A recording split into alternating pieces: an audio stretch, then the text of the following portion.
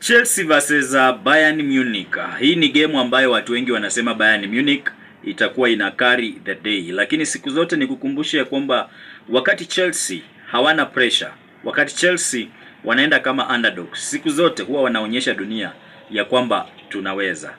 To all investors, Chelsea wana hii tabia ya kufanya vizuri wakiwa underdog ama wakiwa hawapewi upato wa kushinda. Tumeona mara mingi 2012 against Bayern Munich wakafanya mambo, 2021 against Man City wakafanya mambo.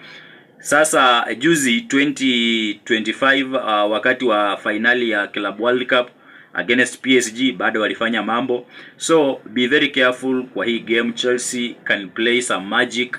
Chelsea somehow find a way ya kushine when they are underdog, when they have no pressure. So for me, hii game ukitaka kukuwa safe, cheza na goal ama draw. I don't see Chelsea losing this game.